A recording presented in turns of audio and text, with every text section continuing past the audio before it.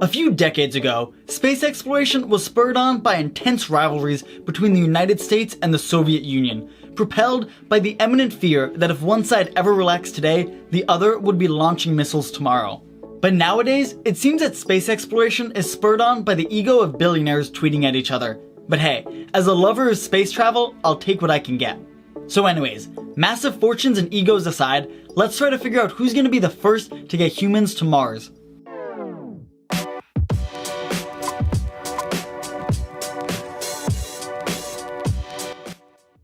Let's start with the obvious. Who are our contenders?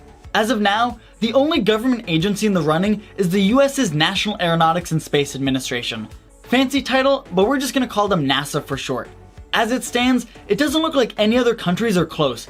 India's space agency is just getting off the ground, both literally and metaphorically. The Russian Roscosmos and the European Space Agency's joint plan to send a rover to Mars next year is facing great concern that it won't be ready in time for launch, and sending a rover is nowhere near the complexity of a manned mission. And the Chinese National Space Agency is busy focusing on its own planned Mars rover launch in 2020.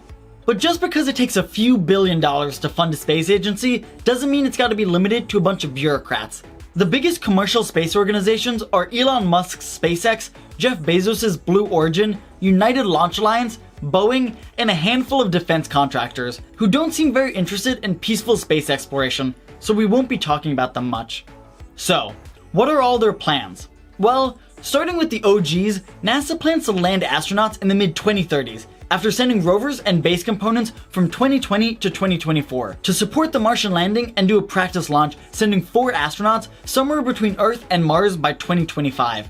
SpaceX, the most ambitious of the bunch, hopes to land the first humans on the Red Planet in 2024 using the Starship and BFR rockets currently in development after a flyby of the moon in 2023. Blue Origin hopes to beat SpaceX there aboard New Glenn, their first orbital rocket in development, but it isn't even scheduled to make its opening debut until 2021. Boeing, ULA, and all the defense contractors aren't as concerned with all-out personal glory and are only making it to Mars if NASA chooses them to carry their astronauts. So why are all these launches planned so many years in advance? Well, you can't just pop off to Mars whenever you want. At least, not if you want to do it efficiently. At current rocket speeds, it takes about 5 to 7 months to make it to Mars, launching at a very specific window that lines up the optimal orbits of Earth and Mars.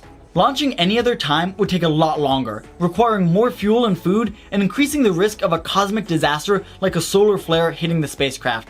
The trick is that this launch period is very specific. It only comes every 2 years and only lasts for about 3 weeks. On top of that, there's only about a 1-hour period each day that you can launch.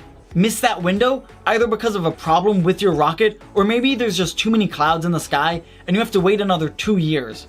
So the next launch windows are in 2020, when NASA and the Chinese National Space Agency plan on sending their rovers to Mars, 2022, when at least 2 BFR cargo vehicles are planned to make demonstration landings on Mars, and the first real landing window in 2024.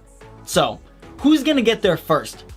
As the reigning champs of space exploration, NASA has decades of experience in space exploration and pulling off landings on Mars. Let's not forget, they're the only ones to actually land humans on another world, and they did that before most modern computer computation was even invented.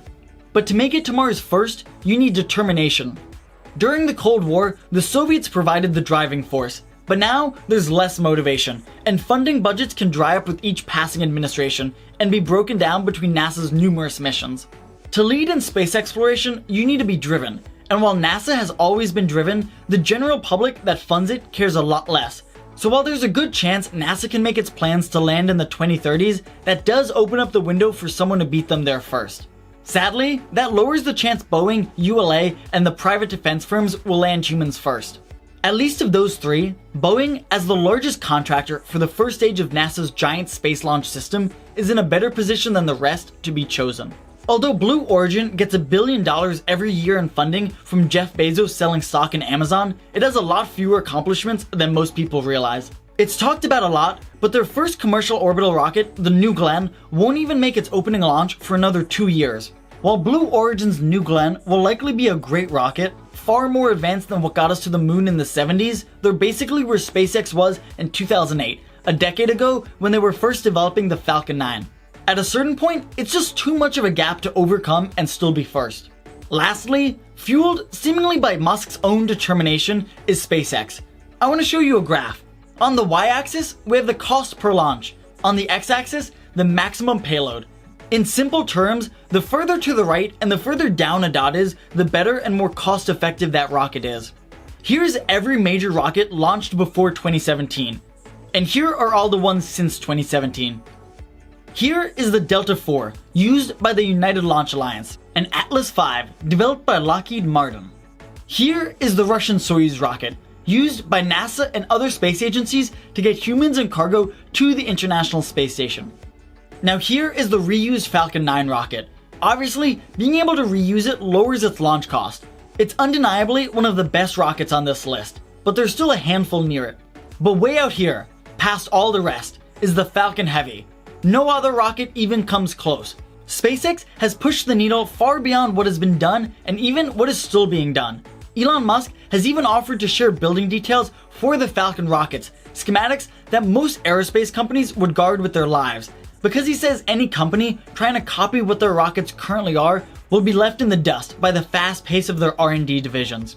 SpaceX is currently in the development of the Starship, what they hope will be the rocket to carry the first humans to Mars. And with his motivation as CEO, mixed with deep investor pockets, he seems poised to do so. And SpaceX itself is deceptively unprofitable. It makes millions on every launch it makes to send satellites into orbit and restock the ISS, and it has one of the best safety records of any aerospace company. The only reason it looks unprofitable on paper is because it turns around and invests billions into its R&D divisions to keep advancing its rockets. Obviously, it's hard to predict the future, especially for a finish line that looks to be a decade away. Many companies, even high-profile ones, have run out of money long before they could achieve their ambitions.